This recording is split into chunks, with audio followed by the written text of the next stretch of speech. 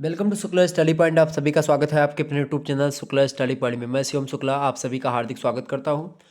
आपको बता दूं कि आज की वीडियो के माध्यम से होम साइंस सेकंड पेपर के बहुत ही महत्वपूर्ण प्रश्नों पर चर्चा होनी है और उसके उत्तर को भी मैं बताने का प्रयास करूंगा। जिस प्रकार से आपने फर्स्ट पेपर का महासंग्राम वीडियो देखा बीए पार्ट 3 के छात्र छात्राओं के लिए, तो उसी प्रकार से यह भी वीडियो होगा बीए पार्ट 3 के छात्र छात्राओं के लिए, यानी कि बीए थर्ड ईयर या फिर आप यहाँ पर देख पा रहे होंगे बीए तृतीय वर्ष।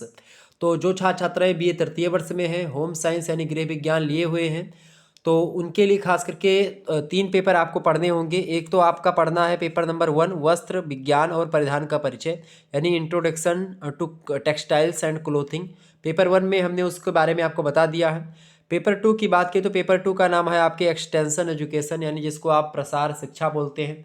तो प्रसार शिक्षा सेकंड पेपर में आपको पढ़ना है और उसी सेकंड पेपर यानी प्रसार शिक्षा से जो बनने वाले महत्वपूर्ण क्वेश्चंस हैं और उनके आंसर है उसके बारे में इस वीडियो के माध्यम से चर्चा होनी है। ठीक है, तो आप सभी लोग एक बार वीडियो को लाइक और शेयर अवश्य कर दीजिएगा ताकि आपको इसी प्रकार से नोटिफिकेशन मिलता रहे और आप आसानी से इस प्रकार के प्रश्न और उत्तर को समझ सके, जान सके। लगभग 100 से अधिक प्रश्न इसमें हैं। इस वीडियो के माध्यम से हम 100 से अधिक प्रश्नों पर और उनके उत्तर पर चर्चा करने का प्रयास करेंगे। एक रिवीजन क्लास के तौर पर हम इस वीडियो को आपके समक्ष प्रस्तुत करते हैं ताकि आपकी ये परीक्षा आती है, आपकी परीक्षा का अंत समय होता है, उस समय जब आप इस वीडियो को 2 से 3 बार देख लेते हैं तो आपका सारा डाउट क्लियर हो जाता है और एक प्रकार से रिवीजन हो जाता है आपके पूरे के पूरे सिलेबस का। ठीक है, और पेपर 3 की अगर बात की जाए तो पेपर 3 में आपको प्रैक्टिकल वाला पोर्शन आता है, तो उसके बारे में चर्चा कर दूंगा। हम मौखिक प्रश्न उसमें कुछ पूछे जाएंगे और कुछ बाकी आपको प्रोजेक्ट वगैरह होगा। तो चले, पहला प्रश्न आपका आ चुका है, प्रसार शिक्षा क्या है? What is extension education? बताने का प्रयास करेंगे। प्रसार शिक्षा किसे कहते हैं या प्रसार शिक्षा क्या होती है, बताएं सभी लोग। प्रसार शिक्षा का अर्थ क्या है, परिभाषा क्या है? बहुत ही इंपॉर्टेंट प्रश्न है। प्रसार शिक्षा की परिभाषा, अर्थ, विशेषता, ये सब एग्जाम में आप मान करके चलो कि 100% आना एकदम से तय है और आएगा भी। चलिए, तो प्रसार शिक्षा की बात की जाए, एक्सटेंशन एजुकेशन अंग्रेजी में कहते हैं इसको, और ये 2 शब्दों से मिलकर के बनता है। एक तो प्रसार है यानी एक्सटेंशन और दूसरा है एजुकेशन यानी शिक्षा। प्रसार शिक्षा के द्वारा उन्नतिशील और वैज्ञानिक विचारों को व्यक्तियों के बीच अथवा मनुष्यों में फैलाया या फिर प्रसारित किया जाता है। शिक्षा किसी भी रूप में हो, इसके द्वारा मनुष्यों के व्यवहार में परिवर्तन किया जाता है, शिक्षा के किसी भी रूप के द्वारा। और इस प्रकार प्रसार व शिक्षा दोनों मिला करके हम कह सकते हैं कि प्रसार शिक्षा खास करके उन्नतिशील और वैज्ञानिक विचारों के फैलने और व्यक्तियों के व्यवहार में इच्छित परिवर्तन करने की एक प्रक्रिया होती है। अर्थात जो ये आपका शब्द है खास करके प्रसार शिक्षा, शिक्षा शब्द जो है, प्रसार और शिक्षा 2 शब्दों से मिलकर के बना है। एक्सटेंशन शब्द लैटिन भाषा के टेंसो शब्द से बना हुआ है। ठीक है, टेंसो शब्द का मतलब होता है फैलना या फैलाना। ठीक है, समझ रहे हैं ना बात? तो एक्सटेंशन शब्द का अर्थ होता है बाहर फैलाना। एक टेंसो होता है, टेंसो माने होता है फैलाना। जब टेंसो के साथ ईएक्स को हम जोड़ देते हैं तो क्या हो जाता है? एक्सटेंशन या एक्सटेंसो। तो इसका मतलब होता है बाहर फैलाना। तो इससे मतलब यह है कि स्कूल और महाविद्यालयों की सीमा से परे गाँव व खेतों में ज्ञान के फैलाने को हम एक्सटेंशन वगैरह बोल सकते हैं। ठीक है, तो कुल मिलाकर के ब्रिटेन में एक्सटेंशन शब्द का प्रयोग कैम्ब्रिज यूनिवर्सिटी में केवल विश्वविद्यालय के उपयोग के लिए जेम्स स्टुअर्ट ने 1871 ईस्वी में किया था। और खास करके उसमें उन्होंने विश्वविद्यालय द्वारा व्याख्यान में खास करके प्रसार केंद्र की स्थापना करने की अपील करी थी। उसी बात को लेकर के खास करके चीज़ें आई थी।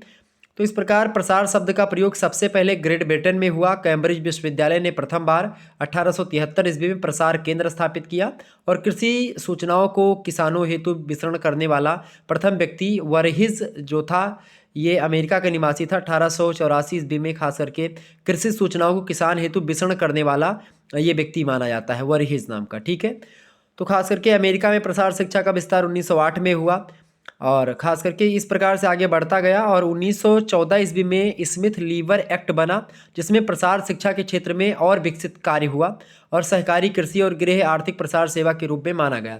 तो जब शिक्षा में प्रसार शब्द को हम लाते हैं तो वो होती प्रसार शिक्षा।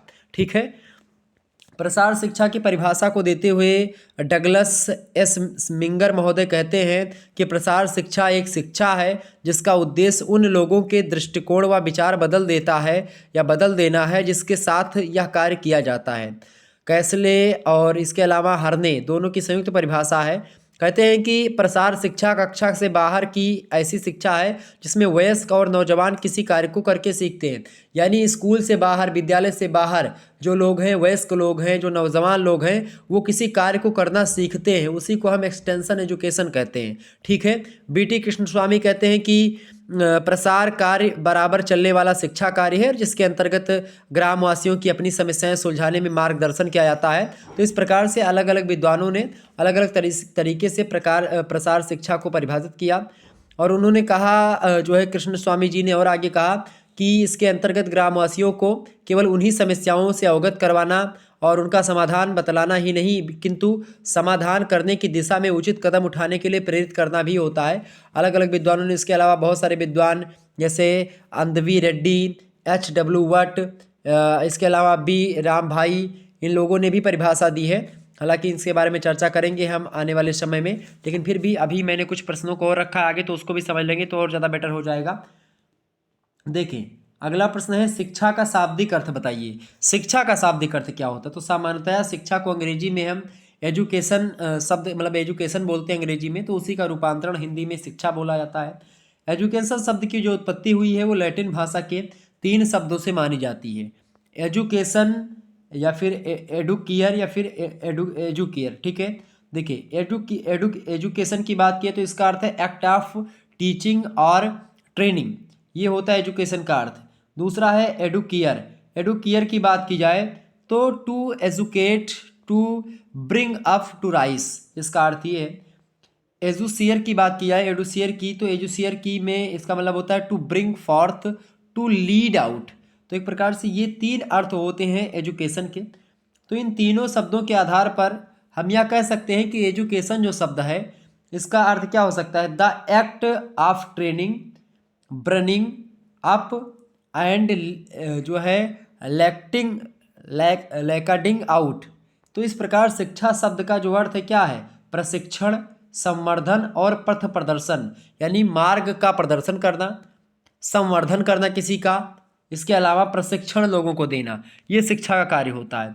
दूसरे शब्दों में हम यह भी कह सकते हैं कि शिक्षा का अर्थ बालक की जन्मजात शक्तियों अथवा गुणों को विकसित करके उसका चौमुखी विकास करना, ना कि उसके मस्तिष्क में ज्ञान को ठूसना होता है। शिक्षा का मतलब होता है मनुष्य के एक प्रकार से मनुष्य का चौमुखी विकास हो, चौतरफा विकास हो। शिक्षा का मतलब केवल किताबी ज्ञान या किसी चीज़ को रटाने से नहीं होता है। शिक्षा का मतलब होता है बच्चा क्या हो जाए? चौमुखी विकास हो जाए और किसी समस्या जब उसके सामने आए तो अपनी शिक्षा का प्रयोग करके वो उन समस्याओं से उसका समाधान ढूंढ सके, उस समस्याओं का समाधान ढूंढ सके शिक्षा का प्रयोग करके। अगला प्रश्न, तीसरा नंबर प्रश्न, शिक्षा का व्यापक अर्थ बताइए। मोस्ट इंपोर्टेंट प्रश्न है। शिक्षा के व्यापक अर्थ के अनुसार शिक्षा जो होती है जीवन प्रयत्न चलने वाली प्रक्रिया होती है। अच्छा, शिक्षा का संकुचित अर्थ जो होता है उसमें जैसे स्कूल में शिक्षा पढ़ाई गई, विद्यालय में, कॉलेज में, यूनिवर्सिटी में, ये सब शिक्षा जो होती है ये संकुचित शिक्षा है।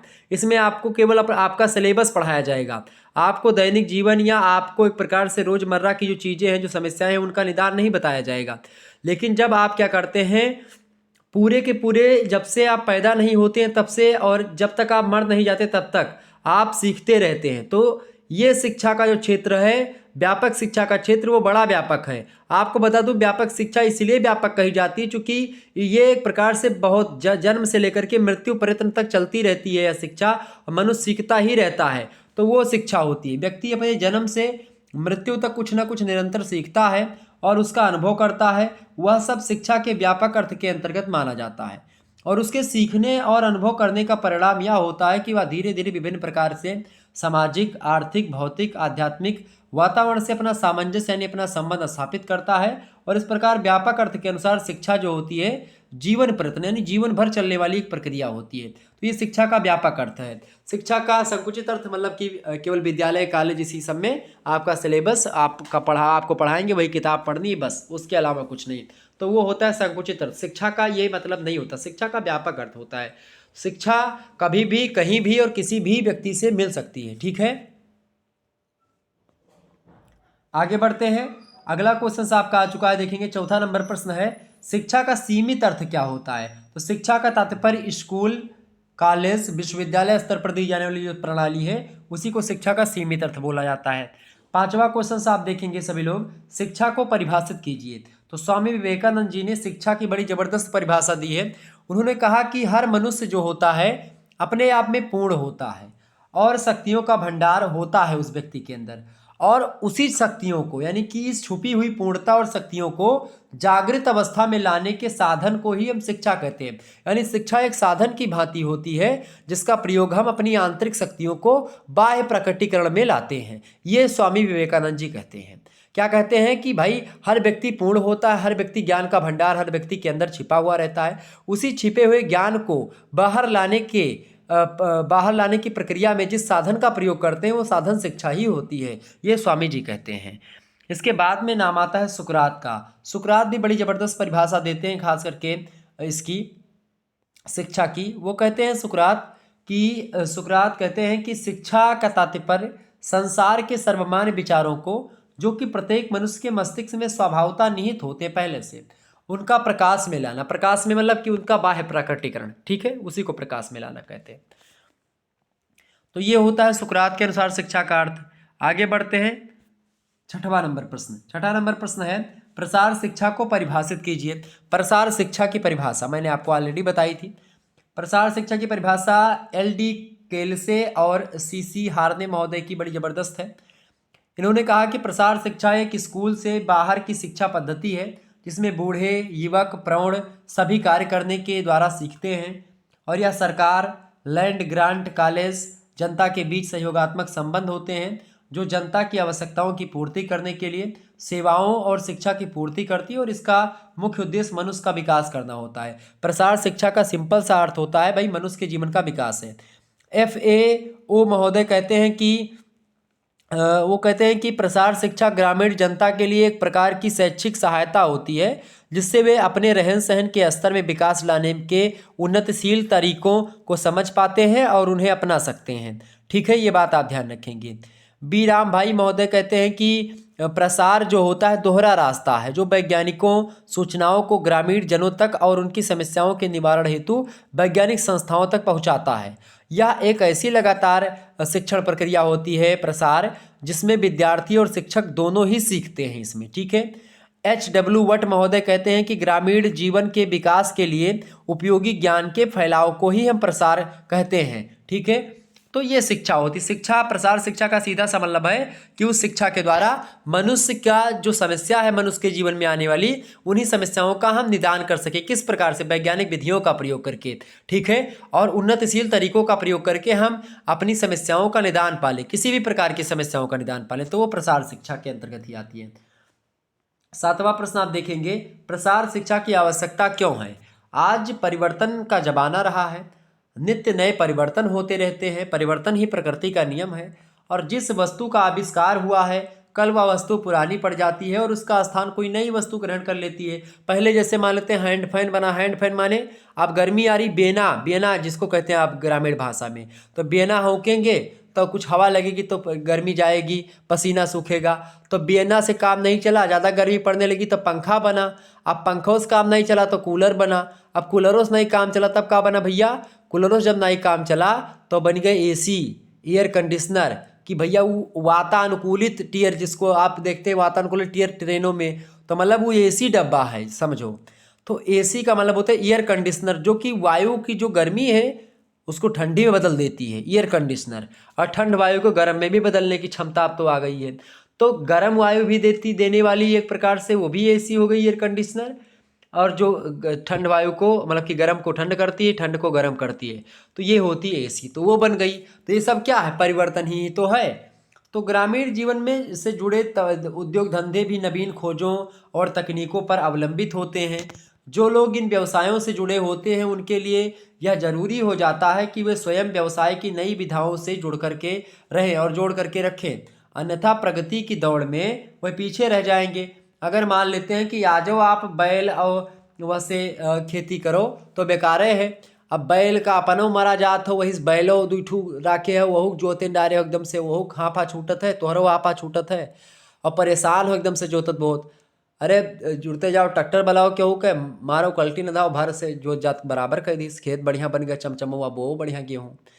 तो इस प्रकार से अब क्या आप बैल से गेहूं पूरा बोएंगे, अब लग जाए कम से कम 5 दिन गेहूं बोए में, ठीक है, और बैलों के सांसद तोहरो सांसद। तो इस प्रकार से क्या है कि भाई प्रसार शिक्षा का काम यही है कि जहां बैल से खेती करते थे अब वहीं ट्रैक्टर से खेती करो, ठीक है। चूंकि समस्या थी, समस्या क्या थी, समय ज़्यादा लग रहा था और उसके अलावा प्रक्रिया ज़्यादा लग रही थी, जो है आपकी ऊर्जा ज़्यादा खपत हो रही थी उसमें, तो मशीनों का काम आ गया अब तो प्रसार शिक्षा के माध्यम से ग्रामीणों को नई तकनीकों, नई खोजों, नए उत्पादनों, बेहतर कार्य संपादन प्रणालियों, तमाम इस प्रकार की महत्वपूर्ण जानकारियां प्राप्त होती हैं। और प्रसार शिक्षा की सबसे महत्वपूर्ण विशेषता यह है कि इसे ग्रहण करने के लिए ग्रहणकर्ता को कहीं जाना नहीं पड़ता है, बल्कि प्रसारकर्ता स्वयं चल करके ग्रामीणों के पास आता है और उन्हें नई जानकारियां देता है और उनकी समस्याओं को दूर करने का प्रयास करता है। इस प्रकार सतत माने लगातार, सतत रूप से प्रसार शिक्षा निरंतर चलती रहती है। प्रसार शिक्षा के माध्यम से संपूर्ण विश्व में हो रहे तकनीकी विकास तथा अनुसंधानों की जानकारी लोगों को प्राप्त होती रहती है। लोग अपने ही व्यवसाय से जुड़े अन्य लोगों के अनुभवों से लाभान्वित होते हैं। इससे उन्हें अपनी समस्याओं को सुलझाने तथा अपनी गलतियों को सुधारने का मौका भी मिल जाता है। और इस प्रकार प्रसार शिक्षा पढ़ाने और सीखने की एक अत्यंत उपयोगी विधा होती है। तो ये हो गई आपकी प्रसार शिक्षा, समझ में आ रहा होगी बात, बिल्कुल इसमें कोई रॉकेट साइंस है नहीं, सरल भाषा भी है, इसलिए उसमें समझाने का कुछ है नहीं, ठीक है। तो आप सभी लोग समझ पा रही हैं, बिल्कुल। चले आगे बढ़ते, फटाफट से एक बार वीडियो को लाइक जरूर कर दीजिएगा। अगर आपको समझ में आ रहा है तो प्लीज़ वीडियो को लाइक जरूर कर दीजिए। बहुत मेहनत लगती है एक वीडियो को बनाने में और मेरी सेहत भी ठीक ठाक नहीं रहती, आपको पता ही होगा आप लोगों को, तो बड़ी मेहनत पड़ती है हमको, खास करके बोलने में बड़ी मेहनत लगती है। चले, हालांकि आप लोगों का प्रेम है, लगातार आप लोग कमेंट्स करते हैं, लगातार आपके कमेंट्स आते हैं, मैं उनको पढ़ता हूँ बाकायदा, और मैं खुद ही आपके कमेंट्स पढ़ता हूँ, उसका रिप्लाई भी आपको देता हूँ और लगातार आपके साथ जुड़ा हुआ रहता हूँ। आपके मैसेजेस व्हाट्सएप पे भी आते हैं लोगों के, टेलीग्राम पर भी आते हैं, इंस्टाग्राम, फेसबुक, सब जगह तो आपको शुक्ला स्टडी पॉइंट मिल जाएगा। तो हर जगह आप इंस्टाग्राम वगैरह पर भी फॉलो कर सकते हैं हमको, फेसबुक पर या इंस्टाग्राम जो भी चलाते हैं तो इंस्टाग्राम पर शुक्ला स्टडी पॉइंट के नाम से सर्च करेंगे तो मैं आ जाऊँगा, आप वहाँ पर भी आप फॉलो कर सकते हैं। तो दर्शन क्या है, अगला क्वेश्चन आपका आ चुका, दर्शन क्या है। दर्शन शब्द खास करके अंग्रेजी के फिलॉसफी शब्द से बना हुआ है। फिलॉसफी शब्द की उत्पत्ति जो हुई है ग्रीक भाषा के 2 शब्दों से हुई है। पहला शब्द है फिलोस और दूसरा शब्द है सोफिया, ठीक है, जिसमें फिलॉस का मतलब होता है विद्या या ज्ञान, सोफिया का मतलब होता है अनुराग या प्रेम। जब आप किसी वस्तु को देखते हैं, इस प्रकार से फिलोसॉफी शब्द से अभिप्राय क्या होता है, विद्या प्राप्त करने का अनुराग, यानी ज्ञान के प्रति अनुराग या ज्ञान के प्रति प्रेम या जिज्ञासा की एक प्रकार से लालसा। जब आप किसी चीज़ को देखते हैं, उसको जानने का आप प्रयास करते हैं, वही प्रयास आपका दर्शन है। दर्शन एक विचार है, दर्शन एक ऐसा विचार है जो कि किसी चीज़ को देख करके आपके मन में आता है, तो दर्शन वह है, ठीक है। तो खास करके व्यक्ति की सभी क्रियाएं उसकी शिक्षा के द्वारा नियंत्रित होती हैं और शिक्षा प्राप्त करने के अनुराग को ही हम दर्शन करते हैं। शिक्षा प्राप्त करने का किसी व्यक्ति के अंदर कितना अनुराग है, उसी को दर्शन कहते हैं। अब मान लेते हैं आपने कोई वस्तु देखी, आपने कोई पेन देखा, मान लेते हैं। अब पेन, ये पेन कैसे, ये क्या है, सबसे पहले प्रश्न क्या उठता है, ये क्या है। तो ये दार्शनिक विचारधारा का प्रश्न है। आपने पेन देखा, पेन उठा करके अलग रख दिया, तो उसमें कोई दर्शन नहीं, लेकिन आपने उस पेन को देखा, पेन की कंपनी पड़ी, भाई किस कंपनी का है, कौन सा पेन है, और है आखिरकार, सबसे पहले तो यही प्रश्न उठेगा ये है क्या, तो पता लगेगा पेन है। किस कंपनी का, तो पता लगा कि भाई इस कंपनी का है, ठीक है। कौन सा कलर का है, नीला चल रहा है, काला चल रहा है, लाल है, पीला है, कैसा है, हरा है, तो वो पता किया। फिर ये क्यों बना, कैसे बना, किस लिए बना, इसका क्या उपयोग है, महत्व क्या है, ठीक है। ये तब इससे क्या क्या चीज़ें हम कर सकते हैं, तमाम प्रकार के नाना प्रकार के प्रश्न उत्पन्न होते हैं और उन्हीं नाना प्रकार के प्रश्नों का हल जो होता है वो दार्शनिक, मतलब कि एक दार्शनिक जो होता है वो दे देता है। यानी जब कोई व्यक्ति किसी वस्तु को देख करके, उसके मन में किसी वस्तु को देख करके किसी व्यक्ति के मन में तमाम प्रकार के प्रश्न उमड़ पड़ते हैं, तो उस व्यक्ति को दार्शनिक कहते हैं और उसके मन में उमड़ रहे जो विचार हैं किसी वस्तु के प्रति, उसको हम दर्शन कहते हैं, ठीक है। समझ में आ रही बातें, आगे बढ़ते हैं। 9वां नंबर प्रश्न देखेंगे, प्रसार दर्शन की 3 प्रमुख विशेषताएं बताइए। तो जो है यथार्थ दर्शन, प्रसार दर्शन की 3 प्रमुख विशेषताएं, पहली विशेषता यथार्थवादी, दूसरी प्रयोगवादी और तीसरी जो है आपकी आदर्शवादी। यथार्थवादी दृष्टिकोण देखते हैं। यथार्थवादी तो प्रसार दर्शन है, व्यक्ति सर्वोपरि संसाधन होता है। यथार्थवादियों के द्वारा बताया गया कि व्यक्ति जो होता है सर्वोपरि संसाधन होता है, यह एक निर्विवाद सत्य है। व्यक्ति अपने कार्य संपादन के लिए अन्य आर्थिक, भौतिक और मानवीय साधनों पर निर्भर रहता है। और प्रसार दर्शन यथार्थवादी होने के कारण से स्थानीय उपलब्ध साधनों पर यकीन रखता है और उपलब्ध साधनों में ही संभावनाएं ढूंढी जाती हैं तथा स्थानीय स्तर पर ही समस्याओं का निदान निकाल लिया जाता है। तो ये होता है यथार्थवादी, एक प्रकार से विशेषता है प्रसार दर्शन की। दूसरी जो विशेषता यथार्थवादी दर्शन मतलब कि प्रसार दर्शन की, वो है प्रयोगवादी। प्रयोगवादी दर्शन की अगर बात की जाए, देखें प्रयोगवादी दर्शन, प्रसार दर्शन सैद्धांतिक पक्षों से अधिक व्यवहारिकता पर जोर देता है। इसका एक मुख्य कारण यह भी है कि प्रसार कार्य का विज्ञान एवं तकनीकी से घनिष्ठ संबंध है। विज्ञान और तकनीकी ऐसी विधाएं हैं जो प्रयोगों पर आधारित होती है, प्रैक्टिकल होता है, जिसमें प्रसार कार्यक्रम का आधार देखना और करना है। क्रियात्मक होने के कारण से ये प्रसार दर्शन के प्रयोगवादी रूप को स्पष्ट करता है, चूँकि आप देखते हैं प्रसार चीज़ें जो होती है वैज्ञानिकता पर आधारित होती है और वैज्ञानिक में या जो भी चीज़ें या वैज्ञानिक विधियों का प्रयोग जिस सब्जेक्ट में होता है उसमें खास करके आपको पता होगा कि प्रैक्टिकल जरूर होता है, जो है प्रयोगात्मक विधि का प्रयोग करके चीज़ें होती हैं। तो प्रैक्टिकल जो होता है जिस भी विषय में होता है तो वैज्ञानिकता पर आधारित होती है, वो प्रयोगवादी विचार है। तो ये प्रयोगवादी हो गया प्रसार दर्शन का। आदर्शवादी तीसरा है आइडियोलॉजी। तो आदर्शवादी की बात की जाए, आदर्शवाद तो प्रसार शिक्षा का उच्च दर्शन आदर्शों पर आधारित होता है। भारतीय दर्शन भी जीवन को आदर्शमय बनाने की प्रेरणा देता है। आदर्शों को लक्षित जीवन अपने आप में पूर्णता की प्राप्ति करता है। प्रसार शिक्षा का आदर्शवादी स्वरूप प्रसार कार्यकर्ता को ग्रामीणों के सामने ऊंचे आदर्श रखने की स्वतंत्रता प्रदान करता है। भाई सभी लोग चाहते हैं कि हमारा बच्चा गांधी जैसा बने, हमारा बच्चा सरदार वल्लभ भाई पटेल, भगत सिंह के विचारों से मतलब परिपूर्ण हो, स्वामी विवेकानंद जैसे विचार हों, ठीक है, एपीजे अब्दुल कलाम जैसे विचार हों, भीमराव अम्बेडकर जी जैसे विचार हों, ठीक है, चंद्रशेखर आज़ाद जी जैसे विचार हों। इस प्रकार सभी लोग अपने लड़के को भगवान श्री रामचंद्र जी जैसे विचार हों, भगवान श्री कृष्ण जैसे कृत्य तो ना करें लेकिन भगवान श्री कृष्ण ने जो कहा है उसको करने का जरूर प्रयास करें। भगवान श्री कृष्ण ने जो भी लीलाएं करी उसके पीछे एक कारण था और बहुत बड़े कारण थे वो, ठीक है। भगवान श्री कृष्ण गीता में तमाम प्रकार की बातों को कहते हैं, तो भगवान श्री कृष्ण जो कहते हैं उनको अपना आदर्श बनाना चाहिए, उनको अपना आइडल बनाना चाहिए, जो कहते हैं उनको करना चाहिए। और भगवान राम ने जो किया है, श्री राम ने, उसको हमको करना चाहिए, ठीक है। आगे बढ़ते हैं। 10वां क्वेश्चन आपका आ चुका है, व्यक्तिगत विकास हेतु व्यक्ति को क्या क्या कार्य करने चाहिए। तो व्यक्तिगत विकास हेतु निम्नलिखित कार्य करने चाहिए। पहला कार्य है स्वयं सहायता, यानी सेल्फ हेल्प करनी चाहिए। अपनी समस्याओं के समाधान के लिए स्वयं ही सही कार्य योजना बनाएं तथा अपनी समस्याएं स्वयं दूर करें, सबसे पहला बात। दूसरी बात ये कि अपने ज्ञान और अनुभव में वृद्धि करें। तीसरी बात, अपनी अभिवृत्तियों, अपनी आदतों, अपनी सोचने समझने की शक्ति में परिवर्तन करें। यह परिवर्तन विकास के लिए करें या विकास को ध्यान में रख कर के करें। व्यक्ति महान साधन संपन्नधारी बने, ये भी जबरदस्त काम है जिससे व्यक्तिगत विकास हो सकेगा। 11वां प्रश्न आप देखेंगे, प्रश्न है डॉक्टर टी.एस. सोहेल के अनुसार प्रसार शिक्षा का दर्शन समझाइए। Doctor T.S..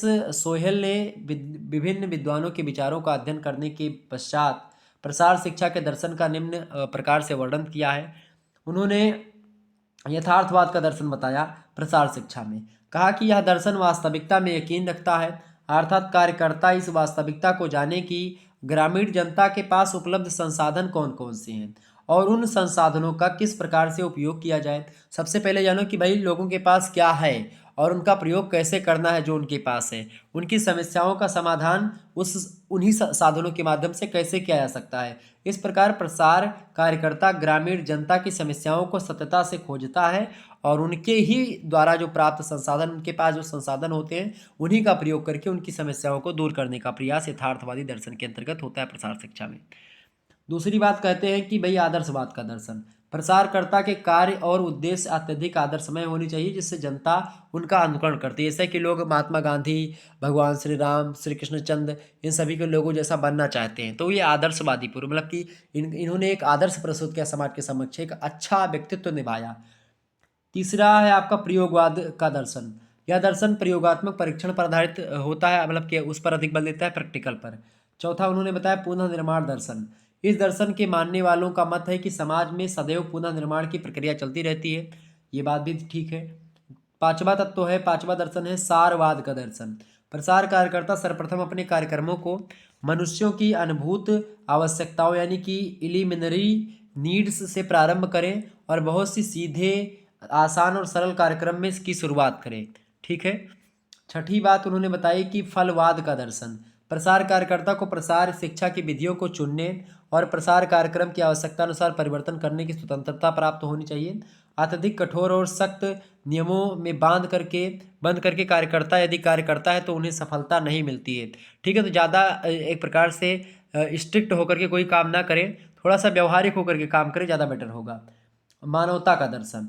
यह दर्शन प्रसार शिक्षा में उन कार्यक्रमों पर बल देता है जो मानवता का संदेश देते हैं। तो इस प्रकार से खास करके किन्होंने बताया था इन चीज़ों को, ये डॉक्टर टी.एस. सोहेल ने इन्होंने प्रसार शिक्षा के दर्शन को इन खास करके 7 भागों में बांटा। ठीक है।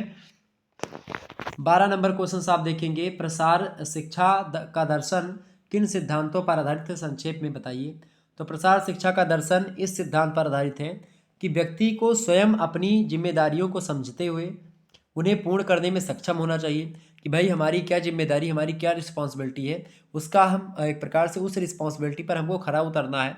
इसके लिए व्यक्ति को निम्नलिखित कार्य करना चाहिए। क्या कार्य करना चाहिए? सबसे पहले अपनी जिम्मेदारियों को उनको समझना चाहिए। दूसरी बात, अपने घर और परिवार, समाज तथा राष्ट्र, इन सभी के प्रति उत्तरदायित्व को समझें कि हमारा राष्ट्र के प्रति क्या उत्तरदायित्व है, घर के प्रति, अपने समाज के प्रति क्या उत्तरदायित्व है, इसको समझें और उन्हें पूरा करने का पूरा प्रयास करें।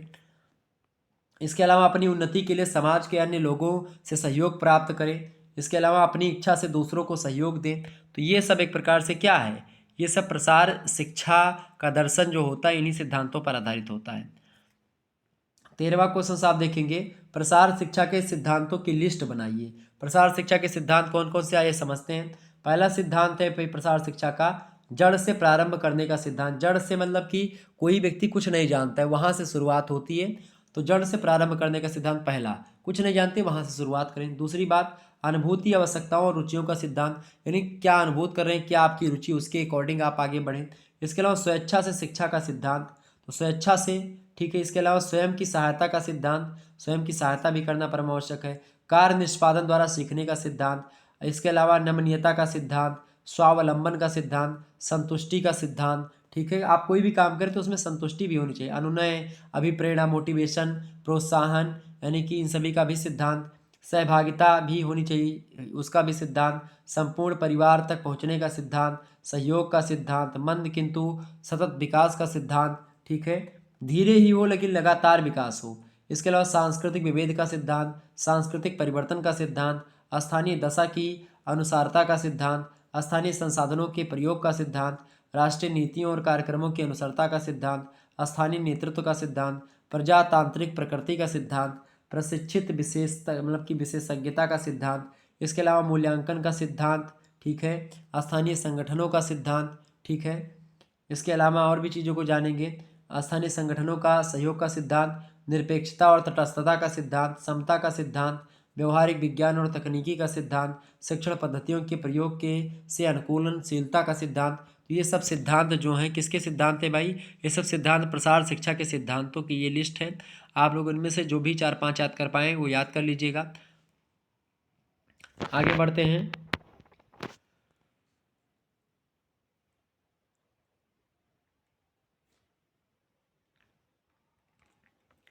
अगला प्रश्न आपका आ चुका है, 14वां नंबर प्रश्न आप देखेंगे, सहभागिता के सिद्धांत से आप क्या समझते हैं। तो किसी भी कार्यक्रम में व्यक्ति अपनी भूमिका या अस्तित्व ढूंढता है। वह यह जानना चाहता है व्यक्ति की अमुक कार्यक्रम में उसकी स्थिति क्या है और उसके द्वारा उसे क्या लाभ होने वाला है। लाभ की आशा होने पर ही व्यक्ति जो होता है अपने उस कार्यक्रम से जोड़ता है, और जब व्यक्ति कार्यक्रम के कार्यान्वयन में भाग लेता है तो उस व्यक्ति का जुड़ाव कार्यक्रम के लिए अंदर से होता है। इसे एक उदाहरण के द्वारा हम समझ सकते हैं। जैसे कि जब घर में कोई समारोह होने वाला होता है तो प्रत्येक सदस्य कोई ना कोई कार्य सौंपा जाता है हर एक व्यक्ति को। इससे प्रत्येक व्यक्ति उस समारोह की सफलता के प्रति प्रयत्नशील रहता है तथा अपनी भूमिका और उत्तरदायित्व समझता है। तो ये सहभागिता का सिद्धांत है। सहभागिता मतलब सभी लोग एक प्रकार से जब मतलब कि जब एक टीम में काम करेंगे कि भाई हमको ये काम करना है, हमको ये काम करना, लेकिन एक ही गंतव्य है, एक ही पूरा बड़ा काम है, लेकिन उसको अलग अलग कामों में कैटेगराइज करके एक साथ करने की प्रक्रिया सहभागिता का सिद्धांत। 15वां क्वेश्चन आप देखेंगे। 15वां प्रश्न आपकी स्क्रीन पर आ चुका। बढ़िया प्रश्न है भाई। प्रश्न है श्यामपट्ट का प्रसार में क्या उपयोग होता है। श्यामपट्ट को ब्लैक बोर्ड कहते हैं। तो श्यामपट्ट अथवा ब्लैक बोर्ड के द्वारा शिक्षण वर्तमान समय में अत्यंत लोकप्रिय है। सामान्य शिक्षण कक्षा के अलावा इसका प्रयोग सभा, समूह चर्चा, प्रदर्शन आदि में किया जाता है। खास करके श्यामपट्ट अब नहीं प्रयोग में आता है। अब व्हाइट बोर्ड या फिर अब तो डिजिटल बोर्ड आ गया है, प्रोजेक्टर आ गया है, यूनिवर्सिटीज़ कॉलेजेस में प्रोजेक्टर्स लग रहे हैं। ठीक है, ब्लैक बोर्ड तो अब स्कूल वगैरह में बचा हुआ है, वहाँ पर भी व्हाइट बोर्ड हो गया, मार्कर से लोग लिखते हैं। ठीक है, बाकी चाक वगैरह वाला सिस्टम तो लगभग अब जमाना लद गया, तख्ती छुरी वाला। ठीक है, तो श्यामपट्ट के द्वारा शिक्षण एक अत्यंत सफल पद्धति है। इसके माध्यम से लोगों को विषय अथवा सभा के साथ गठबंधित करके रखा जा सकता है, क्योंकि बार बार जब श्यामपट्ट पर कुछ लिखा जाता है तो लोगों की उत्सुकता बढ़ती है। बोर्ड की आकृति बना करके प्रदर्शन को अधिक रोचक और आकर्षक बनाया जा सकता है। जैसे मैं इस पर मैं पढ़ा रहा हूँ आपको मोबाइल फ़ोन पर, तो आपको थोड़ा सा इसमें रोचकता मेरे हिसाब से आपको कम लग रही होगी। यही चीज़ें मैं आपको बोर्ड पर पढ़ाता, डिजिटल बोर्ड पर पढ़ाता, तो आपको ज़्यादा बेटर लगती और आकर्षक लगती। लेकिन चूंकि अभी है नहीं मेरे पास, और मैं व्यवस्था करूँगा जल्दी डिजिटल बोर्ड लाने की। ठीक है, सोच रहा हूँ व्यवस्था, लेकिन पैसे थोड़ा ज़्यादा लग रहे हैं, तो इकट्ठा कर रहा हूँ पैसे, जल्दी आपके समझ डिजिटल बोर्ड लाऊंगा। लेकिन सपना तो बहुत दिन से मैंने देखा था, लेकिन अब आप लोग क्या करते हैं कि बीच में पढ़ाई ही बंद कर देते हैं अपनी, बहुत कम व्यूज़ वगैरह जाते हैं, तो उस पर फिर क्या होता है कि जो इनकम होती है वो भी थोड़ा डाउन चली जाती है, तो उसमें फिर सब पूरा बजट ही गड़बड़ा जाता है, और भी तमाम सारे काम होते हैं, तो उसमें कभी इधर हो गया पैसा, कभी उधर, तो ये तमाम सारी चीज़ें चलती रहती है जीवन में। हालांकि मैं इस पर काम करने वाला हूँ, जल्दी कुछ अच्छा आपके लिए व्यवस्था ज़रूर होगी।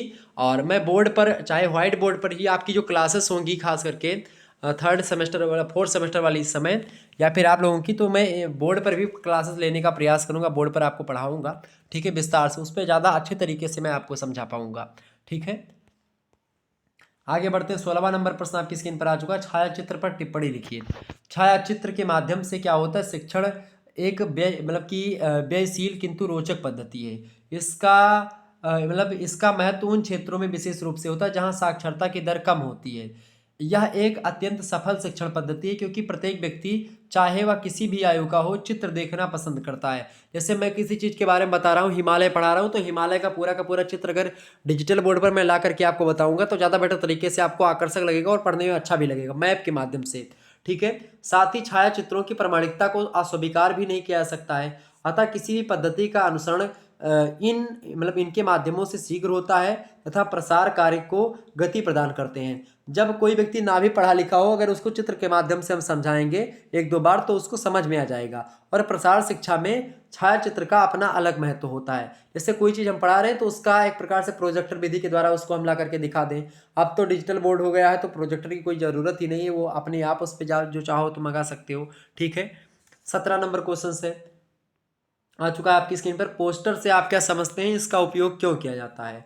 तो जब कुछ चित्र और लिखाई के द्वारा किसी समस्या और लोगों का ध्यान आकर्षित किया जाता है तो उसे पोस्टर्स कहते हैं। पोस्टर्स के माध्यम से किसी ऐसे लाभकारी संदेश को लोगों तक पहुंचाया जा सकता है जिसका संबंध ग्रामीणों के सामान्य जीवन से होता है। जैसे परिवार कल्याण को लेकर के पोस्टर छपवाया जा सकता है, भोजन को ढक करके रखना, ये भी पोस्टर, उर्वरक का प्रयोग कैसे करें, टीकाकरण, इसके अलावा नेतागिरी वाला तो इस समय ज़्यादा ही चल रहा है। तो पोस्टर का उद्देश्य पूर्ण होना एक आवश्यक शर्त है। किसी भी पोस्टर के 3 भाग होते हैं। अब कौन कौन से भाग होते हैं, इसको समझने का प्रयास हम करते हैं।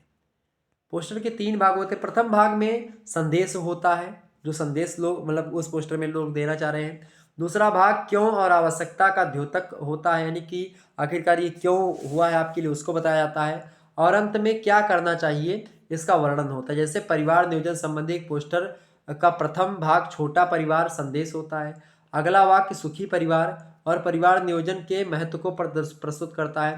पोस्टर के अंत में लिखा होता है कि परिवार नियोजन का आसान उपाय नसबंदी अथवा पास के स्वास्थ्य केंद्र से संपर्क करें, ये लिखा होता है।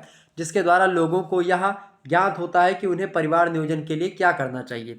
यानी उसमें समस्या भी लिखी होती है, उसका समाधान भी लिखा होता है। ठीक है, जैसे लिखा है कि भाई पोस्टर छपा है कि फलाने को वोट देना है, तो उसमें यह भी लिखा होता है किस वार्ड संख्या से और कितने मतलब कहाँ से लड़ रहे हैं चुनाव, पूरी जानकारी लिखी होती है। 18वां नंबर क्वेश्चन आप देखेंगे, फ्लैश कार्ड के विषय में क्या जानते हैं आप, उसके बारे में लिखिए। फ्लैश कार्ड तो समूह को शिक्षित करने हेतु काफी प्राचीन काल से फ्लैश कार्ड, फिल्म स्ट्रिप तथा जो है फलालेन ग्राफ का प्रयोग होता आ रहा है। इन माध्यमों के द्वारा शिक्षण देना उन क्षेत्रों में अधिक उपयोगी होता है जहां वार्तालाप में भाषा कुछ सीमा तक अवरोधक होती है। फ्लैश कार्ड के माध्यम से कम शब्दों का प्रयोग करके प्रसार संदेश दिया जाता है। कहानी, विवरण, कार्यप्रणाली या कार्य पद्धति समझाने हेतु फ्लैश कार्ड अच्छे शिक्षण माध्यम का कार्य करते हैं। 19 नंबर क्वेश्चन आपका आ चुका है, अभियान क्या है, अभियान किसे कहते हैं। तो किसी विशेष समस्या पर सघन रूप से लोगों का ध्यान आकर्षित करके शिक्षण कार्यक्रम चलाना अभियान के नाम से जाना जाता है। प्रायः किसी गंभीर तत्कालिक समस्या के निदान के निमित्त अभियान चलाने की आवश्यकता पड़ सकती है। अभियान के द्वारा पूरे समूह को या पूरे समुदाय को उत्प्रेरित करने की चेष्टा की जाती है। जैसे किसी महामारी आदि के फैलने पर तीव्र क्रियात्मक गतिविधियों की आवश्यकता पड़ती है, जो अभियान चलाए जाने पर ही संभव हो पाता है। जैसे मोदी जी ने ताली और थाली का अभियान चलाया था। ठीक है, ये सब अभियान ही है एक प्रकार से। स्थानीय आवश्यकताओं, उपलब्ध साधनों के आलोक में स्थानीय नेताओं तथा सरकारी अधिकारियों से विचार विमर्श करके प्रसारकर्ता को अभियान का आयोजन करना चाहिए। अभियान की अवधि आवश्यकता पर आधारित होती है। परिवार नियोजन, सामान्य टीकाकरण अभियान, सफाई अभियान, साक्षरता अभियान, ठीक है, तमाम ये सब आदि निश्चित समय पर निश्चित अवधि तक चलाए जाते हैं। किंतु हैजा फैलने पर सफाई एवं रोग निरोधन अभियान, मलेरिया होने पर मच्छरों की रोकथाम से निमित्त अभियान, फसलों में कीड़े लगने पर कीटनाशक दवाओं का छिड़काव जैसे तमाम प्रकार के अभियान की आवश्यकता और अवसर को देख करके तमाम प्रकार के अभियान चलाए जाते हैं। और ये अभियान होते हैं एक प्रकार से किसी समस्या के निदान के लिए, उसके समाधान के लिए एक संगठन कार्य करने लगता है, तो वो अभियान के तहत ही काम करता है। 20वां प्रश्न आप देखेंगे, प्रसार कार्यकर्ता के ज्ञान संबंधी 3 गुण बताइए। पहला है स्पष्टवादी, दूसरा है धार्मिक दृष्टिकोण और तीसरा कौन सा है, विवेकशील। ठीक है, तो समझे प्रसार कार्यकर्ता के ज्ञान संबंधी 3 गुण। पहला गुण है स्पष्टवादी। प्रसार कार्यकर्ता में शीघ्र ही उचित निर्णय लेने की क्षमता होनी चाहिए। अगर कोई चीज़ है, कोई प्रश्न फंसा हुआ है, तो उसका निर्णय तुरंत, यानी कि एक अच्छी एक प्रकार से समझ होनी चाहिए, एक अच्छी एक प्रकार से उचित निर्णय लेने की क्षमता उसके अंदर होनी चाहिए, जिससे वह लोगों को सही सलाह दे सके। क्योंकि अधिकारीगण दूर रहते हैं, मतलब दूर रहते हैं, अतः शीघ्र ही उचित निर्णय लेना आवश्यक है। उसमें स्पष्टवादिता का गुण होना चाहिए व्यक्ति में, जो खास करके प्रसार करता हो। दूसरी बात है धार्मिक दृष्टिकोण। ग्रामीण लोग धर्म तथा लोकोत्तर शक्तियों में अधिक आस्था रखते हैं और प्रसारकर्ता को भी धर्म में विश्वास रखने वाला होना चाहिए। उसका धार्मिक प्रवृत्ति का होना इसलिए भी आवश्यक है जिससे लोग उसे अपना समझें, उसकी बातों से लोगों में विरोध उत्पन्न ना हो। जब वो धार्मिक रहेंगे, जैसे मान लेते हैं कि कोई भी चीज़ को बताना है, अगर मान लीजिए कि आप देखते हैं कि जब क्या हुआ कि भाई आदि पुरुष मूवी पर बवाल हुआ, तो मनोज मुंतशिर शुक्ला जो है उसको लेकर के आए सुर्खियों में, उन्होंने उसका निराकरण किया। उन्होंने बताया कि भाई क्या क्या चीज़ें हैं और कैसे कैसे प्रस्तुत किया जाएगा, पूरी चीज़ों को उन्होंने बताने का प्रयास किया। तो उसमें क्या बताया उन्होंने, उसमें क्या बताया भाई, उन्होंने उसको प्रसार करता थे वो, तो उन्होंने क्या बताया, धार्मिक दृष्टिकोण। उन्होंने बताया कि भाई मैं भी शुक्ला हूँ, तो भगवान राम के बारे में पढ़ा, मैंने जितना जाना उसी के अकॉर्डिंग किया है, कुछ अच्छा ही किया है, बहुत शोध करने के बाद में किया है, तो वो धार्मिक दृष्टिकोण होता है। इससे लगता है जनता को कि भाई अपना आदमी ही मुझे बता रहा है, मुझे समझा रहा है। ठीक है, उसे सभी धर्मों का सम्मान करते हुए मानव धर्म को ध्यान में रखते हुए कार्य करना चाहिए। इसके अलावा तीसरा जो प्रसारकर्ता का एक प्रकार से गुण होता है, वो होता है विवेकशील। गलत कार्य करने की अपेक्षा कार्य ना करना अच्छा होता है। अगर कोई काम आप कर रहे हैं तो गलत काम ना करें, चाहे आप काम ही ना करें। ठीक है, गलत कार्य करने से लोगों पर गलत प्रभाव पड़ता है तथा प्रसार कार्यकर्ता से उनका विश्वास उठ जाता है। और कार्यकर्ता को सोच समझ करके वही कार्य करना चाहिए जिनकी सफलता की पूर्ण आशा हो। अगर उसकी सफलता की आशा नहीं तो फिर वो कार्य थोड़ा रुक करके करे जब आशा हो। ठीक है, आगे बढ़ते 21 नंबर क्वेश्चन से आपका आ चुका है, प्रश्न है कि प्रसार कार्यकर्ता के गुणों की लिस्ट लिखिए। तो सबसे पहली बात, प्रसार कार्यकर्ता को स्पष्टवादी होना चाहिए, धार्मिक दृष्टिकोण वाला होना चाहिए, विवेकशील होना चाहिए, ग्रामीण सामाजिक मूल्यों की जानकारी उसको होनी चाहिए, ज्ञान अर्जन की इच्छा होनी चाहिए, सेवा भावना भी उसके अंदर विद्यमान होनी चाहिए, विषय का सही ज्ञान होना चाहिए उसको, दूरदर्शिता भी होनी चाहिए, प्रगतिशील विचारधारा होनी चाहिए उसकी। इसके अलावा लेखन क्षमता भी उसके अंतर्गत उसके अंदर होनी चाहिए प्रसार कार्यकर्ता की। इसके अलावा सहानुभूतिपूर्ण व्यवहार भी उसका होना चाहिए प्रसार कार्यकर्ता का। ग्रामीण दृष्टिकोण तो होना परम आवश्यक है। ज्ञान विकास के प्रति आस्थावान भी हो, कार्यकुशलता भी हो उसके अंदर, नई पद्धतियों और नई तकनीकों में विश्वास करता हो, साधन संपन्नता हो, मार्गदर्शन और नेतृत्व करने में सफल हो। इसके अलावा लोक परंपराओं, रीति रिवाजों, संस्कृति के प्रति आदर भाव हो उसमें, ठीक है, तो वो प्रसार कार्यकर्ता अच्छा माना जाता है। मूल्यांकन क्षमता उसके अंतर्गत हो, ठीक, उसके अंदर हो। इसके अलावा श्रव्य श्रव्य दृश्य श्रव्य मतलब कि माध्यमों की जानकारी भी उसके पास हो। तो जो प्रसार कार्यकर्ता होगा उसके अंदर ये क्वालिटियाँ होंगी तो बड़े अच्छे तरीके से वो प्रसार कर पाएगा और उसके प्रसार का इफेक्ट पड़ेगा समाज पर और लोग उसका पॉजिटिव एक प्रकार से अर्थ निकालेंगे। 22 नंबर क्वेश्चन आपकी स्क्रीन पर आ चुका है। प्रसार कार्यकर्ता के व्यवहार एवं स्वभाव संबंधी 3 गुण बताइए। पहली बात, ईमानदारी। प्रसार का कार्य एक व्यवहारिक कार्य है और उसे अपने व्यवहार से लोगों को प्रेरित करना होता है। अतः प्रसार कार्यकर्ता को ईमानदारी से कार्य करना चाहिए और सत्य के मार्ग पर चलना चाहिए, जिससे क्या होता है, लोगों का विश्वास प्राप्त कर सकें और लोगों के व्यवहार में परिवर्तन लाने में प्रसार कार्यकर्ता अच्छी भूमिका निभा पाए। दूसरी बात है, मृदभाषी होना चाहिए, बहुत ही मधुर वाणी वो होनी चाहिए प्रसार कार्यकर्ता की। प्रसार कार्यकर्ता को मृदभाषी होना चाहिए, इससे उसकी बातों का प्रभाव जनमानस को न केवल आकर्षित करता है बल्कि उनके मानस पटल पर एक छाप भी छोड़ देता है, ठीक है। इसके अलावा आंतरिक प्रेरणा, तीसरा जो गुण है वो है आंतरिक प्रेरणा। व्यक्ति बाह्य व्यवहार उसकी आंतरिक भावनाओं पर निर्भर करता है।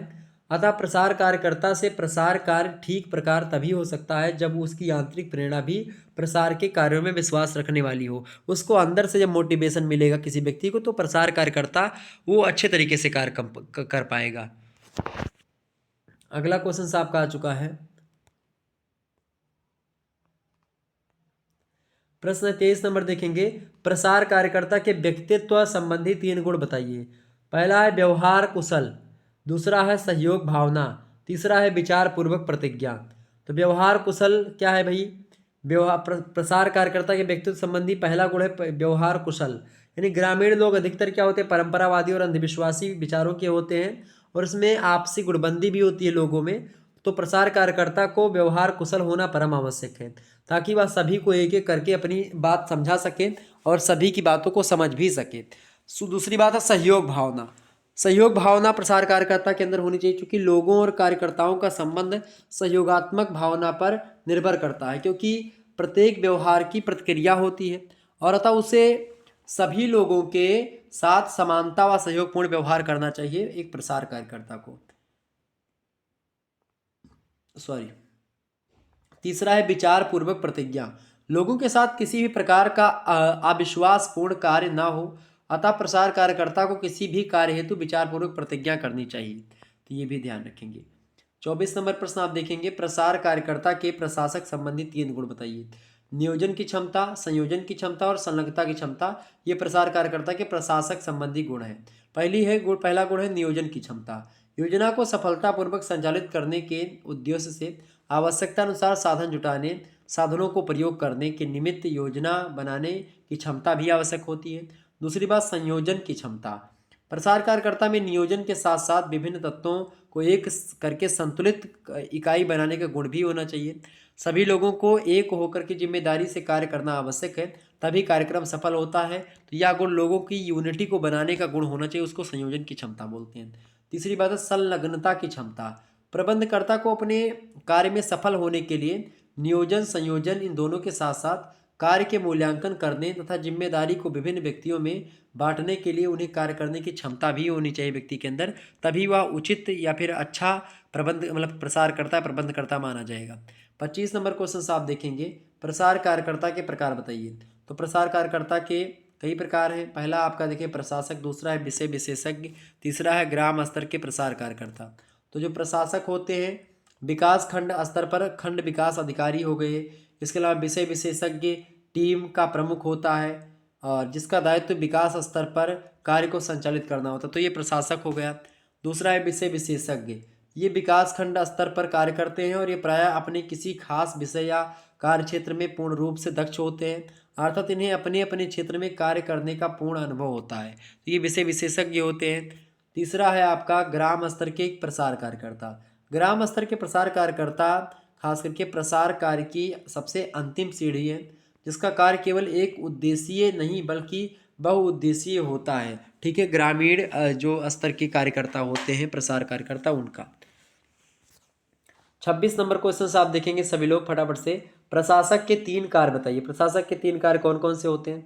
पहला कार्य है कि कोई भी योजना चाहे वह दीर्घकालीन हो या लघु समय के लिए यानी कम समय के लिए हो, अस्थायी रूप से स्थानीय व्यक्तियों के लिए विकसित करने का कार्य प्रशासक ही करता है, तो पहला कार्य। दूसरा कार्य है कार्यकर्ताओं के विकास की योजना निर्मित करना, ये भी एक प्रशासक का कार्य होता है। तीसरा कार्य है कार्यक्रम का निरीक्षण करना, प्रशासक का मुख्य कार्य है, अतः प्रशासक को बड़ी सावधानी पूर्वक निरीक्षण विधियों का प्रयोग करना होगा ताकि निरीक्षण कार्य सही ढंग से संपन्न हो सके। इसके अलावा विषय विशेषज्ञ के 3 कार्य क्या होते हैं भाई? विषय विशेषज्ञ के 3 कार्य क्या होते हैं? तो विषय विशेषज्ञ के अपने अपने विषय के अनुसार अलग अलग कार्य होते हैं जो कि निम्नलिखित है। पहला होता है विषय विशेषज्ञ का कार्य अपने विषय से संबंधित क्षेत्र के कार्यक्रम की रूपरेखा तैयार करना होता है, पहला कार्य। दूसरा कार्य क्या होता है भाई? दूसरा कार्य होता है ग्राम स्तर के कार्यक्रमों मतलब कार्यकर्ताओं को अपने प्रसार कार्यक्रमों को तैयार करने में आमंत्रित करना है। और तीसरा कार्य होता है विषय विशेषज्ञ का कार्य एक मध्यस्थ का कार्य होता है, क्योंकि यह अनुसंधान केंद्र एवं क्षेत्रीय प्रसार कार्यकर्ताओं के बीच में रह करके सूचनाओं का आदान प्रदान करता है। तो एक प्रकार से ये विषय विशेषज्ञ के 3 कार्य हो गए। आगे बढ़ते हैं 28 नंबर क्वेश्चन से आप देखेंगे। प्रश्न है आपका संचार का क्या अर्थ होता है? तो संचार को अंग्रेजी में कम्युनिकेशन बोलते हैं। अंग्रेजी भाषा के शब्द कम्युनिकेशन का अर्थ होता है the imparting on interchanging of thoughts opinions of information bye speech writing etc.. यानी कि खास करके जो यह शब्द है कम्युनिकेशन, ये कम्युन्यू से विकसित हुआ है। कम्युन्यू का अर्थ होता है भावनाओं तथा अभिव्यक्तियों का आदान प्रदान, और इन शब्दों के मूल में लैटिन भाषा का शब्द कम्युनिस्टस है, जिसका अभिप्राय होता है टू इम्पार्ट मेक कॉमन, यानी अपनी भावनाओं और विचारों को अभिव्यक्त कर उन्हें सर्वमान्य बना करके दूसरों के साथ बांटना, यही संचार होता है, यही कम्युनिकेशन होता है। ठीक है, संचार को परिभाषित कीजिए। संचार की परिभाषा को समझेंगे ज़्यादा बेटर तरीके से आप समझ पाएंगे। संचार, दुबे तथा सिंह महोदय ने संचार की परिभाषा दी। कहा कि संचार के बारे में कहा कि 2 या 2 से अधिक व्यक्तियों का आपस में विचारों, भावनाओं और समाचारों का आदान प्रदान जो होता है वही खास करके क्या होता है? संचार होता है। आगे बताते हैं कि वस्तुतः संचार कार्य का तात्पर्य लोगों में ज्ञान को इस प्रकार गतिशील बनाना होता है कि वे उस ज्ञान को क्रिया रूप देते हुए उससे कुछ महत्वपूर्ण परिणाम उपलब्ध कर सकें। संचार क्रिया दैनिक जीवन का एक महत्वपूर्ण तथ्य है, ये बात भी आप ध्यान रखेंगे। तो ये संचार है। ठीक है, संचार का मतलब होता है कि भाई कम्युनिकेशन, एक व्यक्ति के मन में जो विचार है वो दूसरे से कहता है और दूसरे के विचार को सुनता है, तो ये क्या हो गया? ये कम्युनिकेशन ही हो गया। ठीक है, आगे बढ़ते हैं। 30 नंबर प्रश्न आपकी स्क्रीन पर आ चुका है, सभी लोग देखने का प्रयास करेंगे। बढ़िया प्रश्न है आपकी परीक्षा के लिए। एक बार जितने भी लोग देख रहे हैं वीडियो को लाइक और शेयर अवश्य कर दीजिएगा। 30वां क्वेश्चन आपकी स्क्रीन पर आ चुका है, सामूहिक संचार से आप क्या समझते हैं? बढ़िया प्रश्न है, बताइएगा सभी लोग। प्रश्न क्या है भाई आपका? प्रश्न है कि सामूहिक संचार से आप क्या समझते हैं? तो अपने प्रतिदिन के जीवन में कोई भी व्यक्ति निश्चित रूप से 2 समूहों का प्रतिनिधित्व करता है। प्रथम समूह उसका परिवार होता है और परिवार के सदस्य होते हैं जिनके साथ वह निवास करता है, और दूसरे समूह के अंतर्गत वे लोग आते हैं जो व्यक्ति के कार्यक्षेत्र में से संलग्न होते हैं। अपने कार्यक्षेत्र के लिए प्रस्थान करने से पूर्व व्यक्ति अपने सहनिवासियों जैसे कि परिवार के सदस्य हो गए, नौकर हैं, अखबार वाला, दूध वाला, पड़ोसी इत्यादि आते हैं, उनके साथ बातें करता है। फिर उसकी दिनचर्या का दूसरा चरण आरंभ होता है जब वह अपने कार्यस्थल हेतु प्रस्थान करता है, यानी अपने ऑफिस जाता है, अब वह एक दूसरे समूह की ओर अग्रसर होता है जिसका वह प्रतिनिधित्व करता है। अपने कार्यस्थल तक पहुंचने के क्रम में वह रिक्शे वाले से, बस वाले से, इन लोगों से मिलता है। फिर कार्यालय में अपने सहकर्मियों से बातें करता है। प्रत्येक व्यक्ति का एक एक पृथक कार्यक्षेत्र होता है, चाहे वह व्यवसायी हो चाहे विद्यार्थी ही क्यों ना हो, मतलब हर व्यक्ति का अलग अलग क्षेत्र होता है। वो बच्चा घर पर है तब तक घर से, परिवार वालों से मिलता है, और स्कूल में चला गया तो उसका अलग ही एक प्रकार से मतलब अलग ही लोगों से, सॉरी, अलग ही लोगों से संपर्क होता है उसका। ठीक है, तो इन कार्य क्षेत्र से जुड़े लोग एक पृथक समूह बनाते हैं और इनके साथ व्यक्ति का संचार संबंध होता है। ठीक है, तो सामूहिक संचार यही होता है आपका। आगे बढ़ते हैं, अगला प्रश्न आपका आ चुका है, सामाजिक संचार क्या होता है, इसको समझाइए।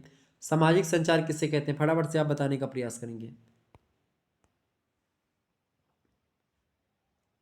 सामाजिक संचार को समझाइए। मानव एक सामाजिक प्राणी है, ठीक है, और वह उस समाज का भी प्रतिनिधित्व करता है, मनुष्य जिसका वह सदस्य होता है। धार्मिक और सामाजिक रूप से जुड़े लोग प्रायः एक समाज का प्रतिनिधित्व करते हैं। इसमें धोबी, बनिया, सब्जी वाले, पड़ोसी, तमाम प्रकार के लोग आते हैं। यह एक पृथक समूह होता है जिसके सदस्य व्यक्ति के परिवार और कार्यक्षेत्र से जुड़े लोगों से अलग होते हैं। संध्या के समय, छुट्टियों के दिन, धार्मिक और पारिवारिक अवसरों, इन सभी पर आप देखते हैं हम विशेष रूप से अपने समाज के लोगों से मिलते हैं और बातें करते हैं, अपने विचारों का आदान प्रदान करते हैं। तो ये सामाजिक संचार है। जैसे होली आ रही है, होली पे हम एक दूसरे से मिलेंगे, अपने विचारों का आदान प्रदान करेंगे, उनके यहाँ का जो है बढ़िया बढ़िया चीज़ जो बनता है उसको खाएंगे, अपने यहाँ का उनको खिलाएंगे। तो ये सब क्या है, ये सब सामाजिक संचार है। ठीक है, 32 नंबर क्वेश्चन से आप देखते हैं, वैयक्तिक संचार क्या होता है। वैयक्तिक संचार, वैयक्तिक मतलब कि व्यक्ति पर्सनल कम्युनिकेशन। ठीक है, जागृत अवस्था में जीवन का कोई क्षण ऐसा नहीं व्यतीत होता है जब हम कुछ ना सोचते हुए अपने आप से बातें करते रहते हैं। यह प्रक्रिया प्रातः सोचकर उठते ही शुरू हो जाती है और सुबह पर उठने पर हम स्वतः प्रसन्न होते हैं, और उठने में यदि देर हो जाए तो हमारा दिन झुंझलाहट के साथ प्रारंभ होता है। फिर हम स्वयं को निर्देश देते हैं कि आज ये करना है, वहाँ जाना है, ये काम पूरा करना है, ऐसा करना है, इतने बजे वहाँ पहुँचना है, तमाम प्रकार की चीज़ें। तो अपने अंतर में अपने आप से वार्तालाप की यह क्रिया अक्षुण्ण होती है और लगातार चलती रहती है। कुछ पढ़ते हुए, यहाँ तक कि दूसरों से वार्तालाप करते करते भी हम अपने व्यक्तिगत संचार में डूब जाते, तो ये व्यक्तिगत संचार होता है। ठीक है, पर्सनल कम्युनिकेशन। 33 नंबर क्वेश्चन आपका आ चुका है, पारस्परिक संचार को समझाइए। पारस्परिक संचार क्या होता है, तो अपनी दिनचर्या शुरू करते ही हम अपने साथ रहने वाले लोगों से वार्तालाप आरंभ कर देते हैं। पहली बातचीत पत्नी से करते हैं, फिर पुत्र से करते हैं, फिर पति से या माँ से, पिता से, पुत्री से, नौकर से, इन सभी से बात करते हैं। अथवा इसी प्रकार किसी साथ रहने के वाले के साथ संपन्न होती है, मित्र से किसी से बात करते हैं। जो अकेले रहते हैं उनका वार्तालाप नौकर, अखबार, दूध वाले, इन सभी से होता है, और ऐसे ही किसी व्यक्ति के साथ जरूर होता है। दो व्यक्तियों के बीच संपन्न वार्तालाप या संवाद जो होता है संचार की श्रेणी के अंतर्गत आता है, यानी कि पारस्परिक संचार कहा जाता है उसको। इस प्रकार के संचार की एक प्रक्रिया का प्रारंभ होता है। तो ये हो गया आपका पारस्परिक जो है खास करके संचार। अगला प्रश्न आपका आ चुका है 34 नंबर, संचार के तत्व बताइए। संचार के कितने तत्व होते हैं। संचार का पहला तत्व है आपका संचारक, दूसरा है संदेश, तीसरा है संचार माध्यम, चौथा है प्राप्तकर्ता। ठीक है, तो ये आपके चार तत्व होते हैं संचार के। पहला है संचारक। संचारक जो होता है खास करके संचार प्रक्रिया का स्रोत अथवा आरंभकर्ता संचारक ही होता है। इसे प्रारंभ बिंदु भी कहा जाता है संचारक को। प्रसार प्रणाली में इसके कई नाम या कई रूप हो सकते हैं, जैसे कि स्रोत कहते हैं संचारक को, प्रेषक भी कहते हैं, सूचना वाहक भी कहते हैं इसी को, संचारक या फिर वक्ता भी कहते हैं। तो ये सब नाम जो है ये संचारक का ही नाम है। शुरुआत जो होता है यहीं से होता है। दूसरा तत्व होता है संदेश। प्रसारकर्ता का जो एक प्रकार, सॉरी, संचार का दूसरा होता है वो होता है संदेश। प्रत्येक संचारक के पास ग्रहणकर्ता को प्रेषित करने के लिए जो संदेश होता है उसके पीछे एक निहित उद्देश्य या एक लक्ष्य होता है, और प्रसार कार्य के अंतर्गत वे उद्देश्य शैक्षिक महत्व के होते हैं तथा ग्रहणकर्ता तक सूचनाएं प्रसारित करने से संबंधित होते हैं।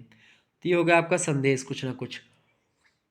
तीसरा होता है संचार माध्यम। संचार माध्यम में खास करके वे सूत्र अथवा कड़ी होते हैं जो संचारक और ग्रहणकर्ता को जोड़ते हैं। जैसे मान लेते हैं मैं संचार दे रहा हूँ, मैं पढ़ा रहा हूँ, तो एक प्रकार से वो हमारे और आपके बीच में किस प्रकार से किन माध्यमों से मैं पढ़ा रहा हूँ, ठीक है। तो इसके द्वारा संचार प्रसारित होता है। संचार माध्यम पत्र हो गया, पत्रिकाओं के माध्यम से, बुलेटिन के माध्यम से, radio, television, microphone, film, telephone, mobile phone, इन सभी के द्वारा क्या होता है, ये सब संचार के माध्यम है। चौथा है प्राप्तकर्ता। प्राप्तकर्ता जो होता है संचार संदेश को प्राप्त करने वाला व्यक्ति होता है। वर्ग अथवा जन समुदाय संसार मतलब संचार का चौथा तत्व होता है। इसे अंतिम बिंदु भी कहा जा सकता है क्योंकि यह संचारक का लक्ष्य होता है। प्रसार शिक्षा के अंतर्गत प्राप्तकर्ता प्रायः ग्रामीण पुरुष, महिलाएं, युवक युवतियां या ग्रामीण नेता होता है। प्रसार शिक्षा के अंतर्गत जो प्राप्तकर्ता होता है, ठीक है।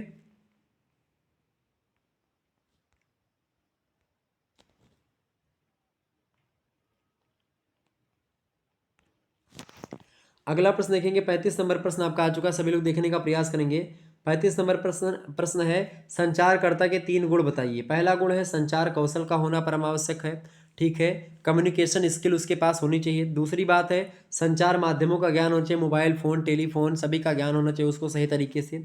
इसके अलावा विषय ज्ञान, यानी जिस विषय को लिख रहा है उस विषय के बारे में उसको जानकारी होनी चाहिए। 36 नंबर क्वेश्चन आपका आ चुका है, संदेश की विशेषताएं क्या होती हैं। संदेश की कई विशेषताएं होती हैं। पहली विशेषता स्पष्ट और सहज होना चाहिए संदेश, ताकि लोग समझ सकें।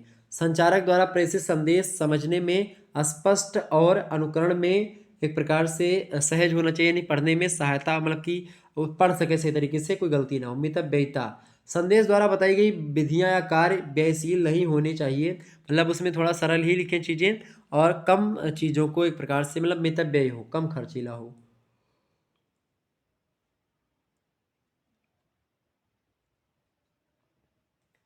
अगला आपका जो है संदेश की विशेषता है, अगली तीसरी विशेषता विभाज्यता। प्रसार कार्य के अंतर्गत प्रेषित संदेश का उद्देश्य संपूर्ण समुदाय या वर्ग के कल्याण में निहित होता है, किंतु संचारित संदेश का ग्रहणकर्ता एकमात्र किसान भी हो सकता है। तो ये विभाज्यता भी हो सकती है इसकी, जरूरी नहीं किसी समूह के लिए ही लिखा जाए, एक किसान के लिए भी कोई संचार हो सकता है।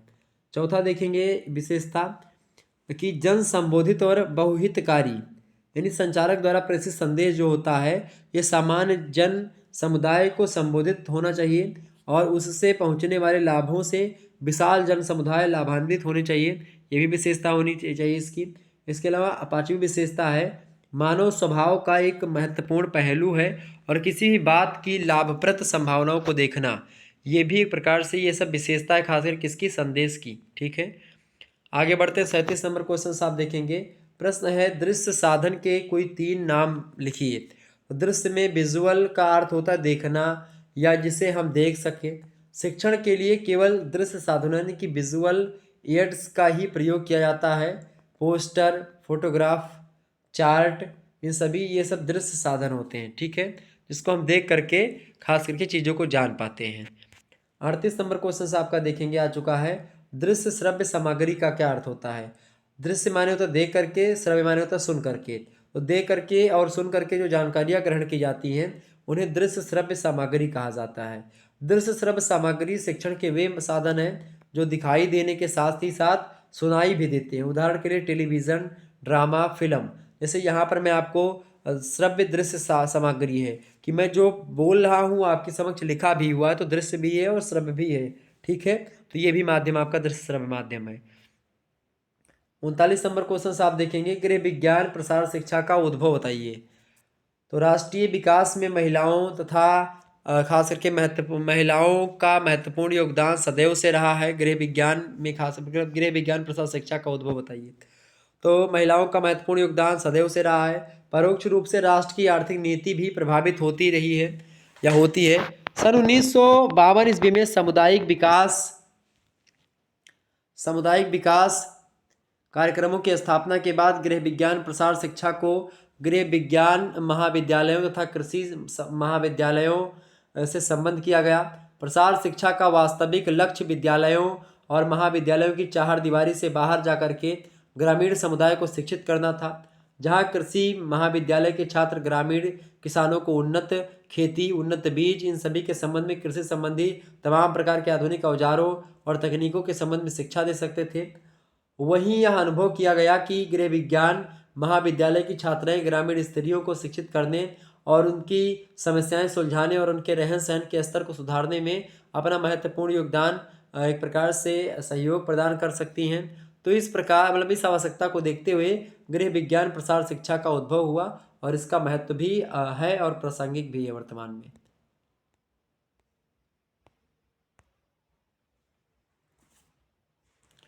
अगला प्रश्न देखेंगे 40 नंबर क्वेश्चन से आपका आ चुका है, गृह विज्ञान प्रसार शिक्षा की आवश्यकता बताइए। तो ग्रामीण क्षेत्रों में विशेष करके ग्रामीण महिलाओं के बीच प्रसार शिक्षा की आवश्यकता तीव्रता से अनुभव की गई है। गृह विज्ञान महाविद्यालय एवं कृषि महाविद्यालय तथा विद्यालयों के पाठ्यक्रमों में गृह विज्ञान प्रसार शिक्षा पर विशेष जोर दिया गया है। शहरी महाविद्यालय इस प्रकार ग्रामीण क्षेत्रों से जुड़ गए। शहरी विश्वविद्यालय शहरी छात्र छात्राओं को प्रसार कार्यों के प्रति प्रेरित करने लगे।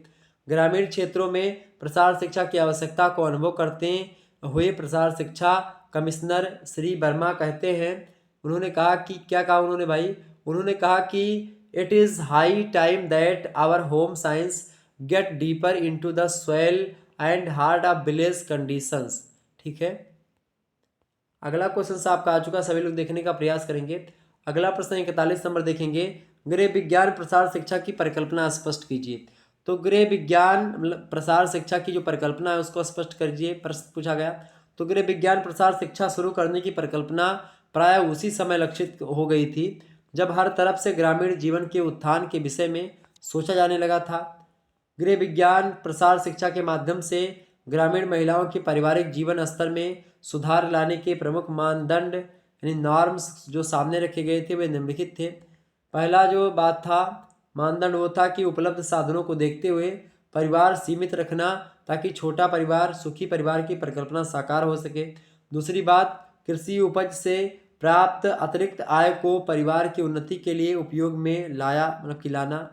इसके अलावा तीसरी बात थी स्वस्थ पारिवारिक जीवन हेतु जन स्वास्थ्य में सुधार के उपाय अपनाना ताकि ग्रामीण महिलाएं स्वयं स्वस्थ रह करके स्वस्थ पारिवारिक जीवन की परंपरा को बनाए रखें।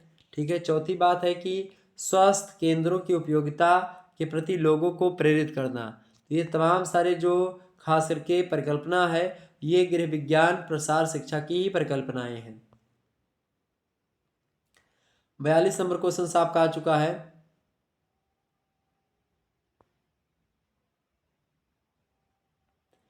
गृह विज्ञान प्रसार शिक्षा क्या है स्पष्ट करें। तो प्रसार शिक्षा प्रमुखता शिक्षा शोध और प्रसार कार्य से संबंधित है जो प्रायः बड़े शिक्षा संस्थानों विश्वविद्यालयों और उच्च शिक्षा केंद्रों में होते हैं। किसी क्षेत्र विशेष की समस्या का अध्ययन करने के पश्चात ही वहाँ के लिए कोई कार्यक्रम निश्चित किया जाता है। तत्पश्चात वहाँ उपलब्ध संसाधनों की सहायता से उस समस्या का हल ढूंढने का प्रयत्न किया जाता है।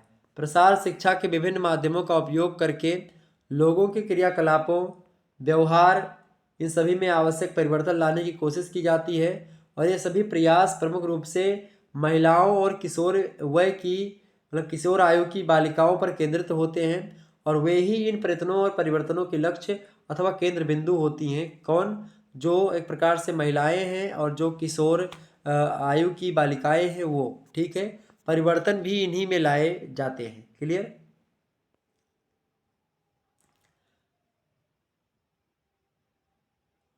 तिरालीस नंबर क्वेश्चन आपका आ चुका है, गृह विज्ञान प्रसार शिक्षा का महत्व बताइए। पहला महत्व यह कि गृह विज्ञान प्रसार शिक्षा का शिक्षा वह शिक्षा है जो लोगों को शिक्षित करके उनके दैनिक जीवन में उस समस्या को उपयोगी बनाने के लिए प्रेरित करती है। दूसरी बात यह है कि गृह विज्ञान प्रसार शिक्षा ग्रामीणों को स्वयं अपनी सहायता करने में सक्षम बनाती है। तीसरी बात यह है कि यह शिक्षा ग्रामीण स्त्रियों और बालिकाओं को जो खेती और गृह प्रबंध से जुड़ी रहती हैं उन्हें शिक्षित और प्रेरित करती है जिससे वे किसान मतलब विकास की दिशा की ओर अग्रसर हो सके। चौथी बात यह है कि गृह विज्ञान प्रसार शिक्षा समाज का वह आयाम है जो वैज्ञानिक तथा तकनीकी ज्ञान के माध्यम से घर परिवार में परिवर्तन लाती है। 44 नंबर क्वेश्चन देखेंगे, गृह विज्ञान प्रसार शिक्षा की 3 विशेषताएं बताइए। तो गृह विज्ञान प्रसार शिक्षा की विशेषताएं निम्नलिखित है। पहली विशेषता व्यवहार उन्मुखी होना चाहिए प्रसार शिक्षा। दूसरी बात है महिलाओं पर केंद्रित होनी चाहिए गृह विज्ञान प्रसार शिक्षा। तीसरी बात है बहुपक्षीय होनी चाहिए। ठीक है।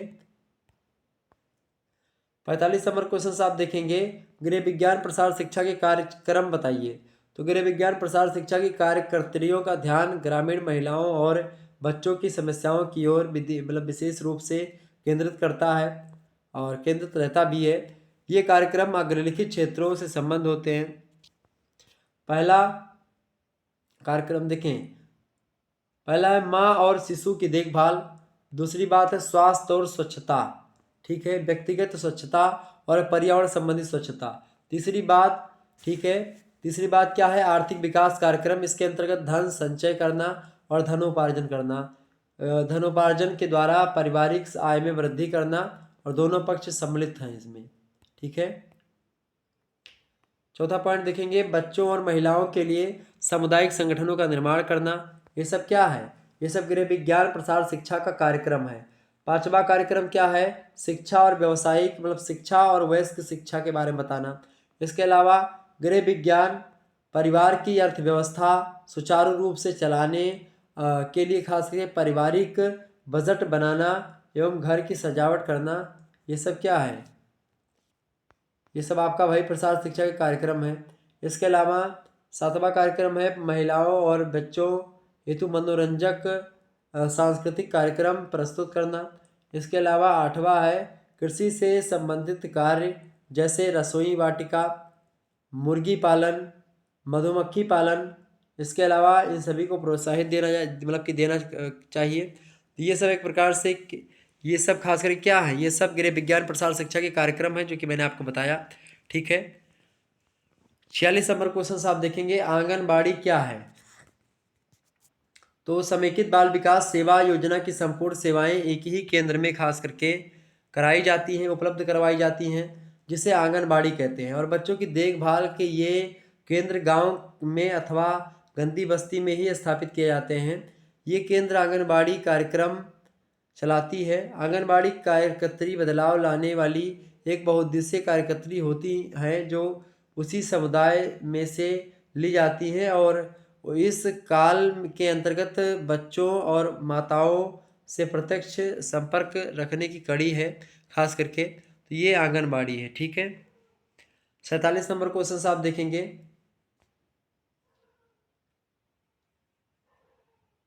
47 नंबर प्रश्न आपका है कि ग्राम सेविका और प्रशासनिक ढांचा बताइए।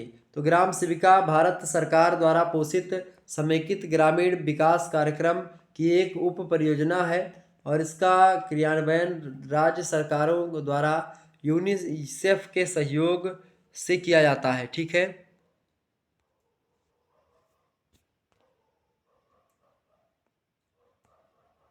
किया जाता है और ग्राम सेविका के अंतर्गत जो है राज्य स्तर के परियोजना निदेशक का पद इन सभी को सृजित है, जिसके पदाधिकारी भारतीय प्रशासनिक सेवा के वरीय वेतनमान के पदाधिकारी होते हैं। जैसे जिला स्तर पर जिला विकास प्राधिकरण DRDA के में सहायक परियोजना पदाधिकारी का पद सृजित है, जिस पर प्रशासनिक सेवा के पदाधिकारी पदस्थापित किए गए हैं मतलब किए जाते हैं। ठीक है। आगे बढ़ते तो ये देखेंगे इतना आपका हो गया है, लगभग मैंने पढ़ा दिया। बाकी 48 से मैं पढ़ाऊँगा आगे चल करके, आपको सारी चीज़ें मैं आपको समझाऊँगा। ठीक है। तो ये सब चीज़ें आपकी जल्दी आएंगी और पूरा विस्तार से हम चर्चा करेंगे। एक मिनट थोड़ा सा और बचा हुआ, इसको चर्चा कर लीजिएगा।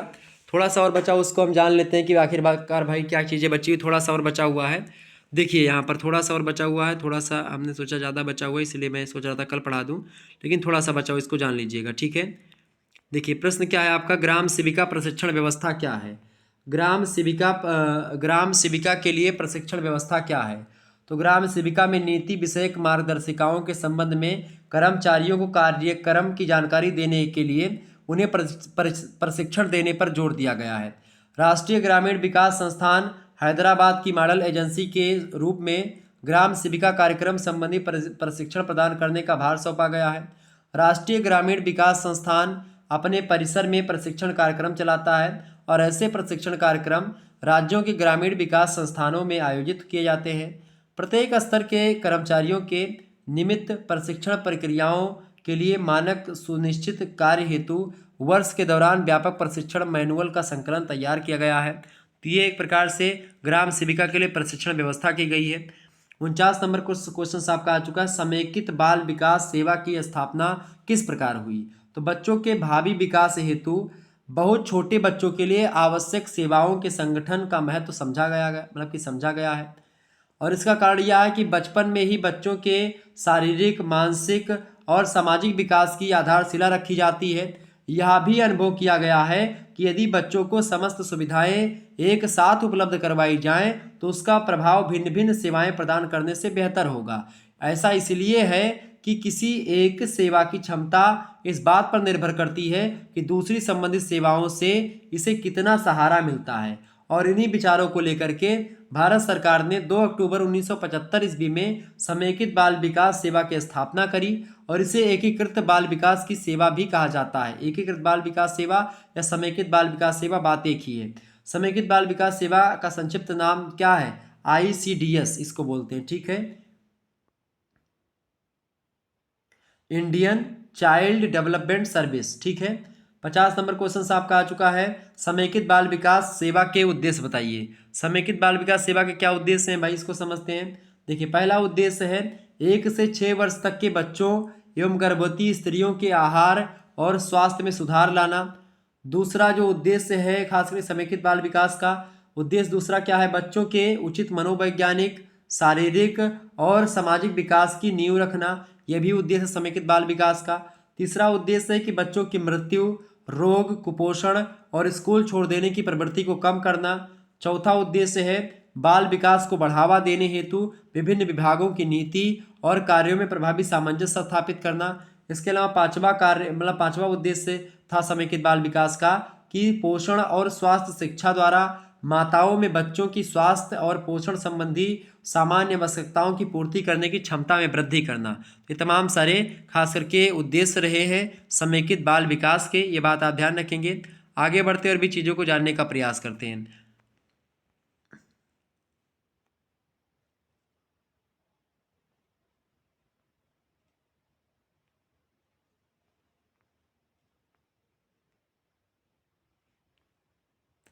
अगला प्रश्न आपका आ चुका है 51 नंबर प्रश्न आप देखेंगे।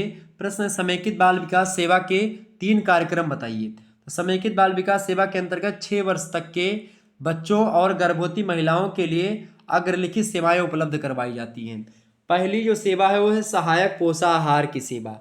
अल्प आय यानी कि कम आयु वाले परिवारों की गर्भवती स्त्रियों और आयु बोल रहा हूँ, अल्प आय मतलब कि जिसकी कमाई कम है उस परिवारों की जो गर्भवती महिलाएं हैं, स्त्रियां हैं एवं दूध पिलाने वाली जो माताएं हैं उनको अतिरिक्त पोषाहार दिया जाता है। खाद्य सामग्री क्या हो यह कई बातों पर निर्भर करता है, जैसे स्थानीय उपलब्धता जैसी है उसके अकॉर्डिंग, लाभ पाने वाले रोग, ठीक है, लाभ पाने वाले लोग, परियोजना के स्थान, प्रशासनिक संभावना, ये सब खास करके सहायक पोषाहार में आते हैं। इसके अलावा दूसरी बात है पोषाहार और स्वास्थ्य शिक्षा। समस्त महिलाओं को पोषाहार और स्वास्थ्य संबंधी शिक्षा दी जाती है। शिक्षा देते समय गर्भवती स्त्रियों और धात्री माता मतलब कि ऐसी माताएं जो कि दूध पिला रही हैं, धात्री माताओं को प्राथमिकता दी जाती है। ये दूसरी बात है, यानी कि दूसरा कार्यक्रम है विकास सेवा का, खासकर समेकित बाल विकास सेवा का। तीसरा कार्यक्रम है विशेषज्ञ सुविधाएं। समेकित बाल विकास सेवा के अंतर्गत प्राथमिक स्वास्थ्य केंद्रों और शहरी स्वास्थ्य प्रणाली के चिकित्सकों और नर्सों की स्वास्थ्य टोली खास करके स्वास्थ्य सुविधाएं प्रदान करती है। ये भी बात ध्यान रखेंगे। तो यह सब समेकित बाल विकास सेवा के 3 कार्यक्रम हैं। 52 नंबर क्वेश्चन आप देखिएगा। प्रश्न है सामुदायिक विकास कार्यक्रम क्या है। सामुदायिक विकास कार्यक्रम, तो सामुदायिक विकास सामाजिक क्रियाओं से जुड़ा हुआ कार्यक्रम है जहां समुदाय के सदस्य स्वयं अपने विकास के लिए योजनाएं बनाते हैं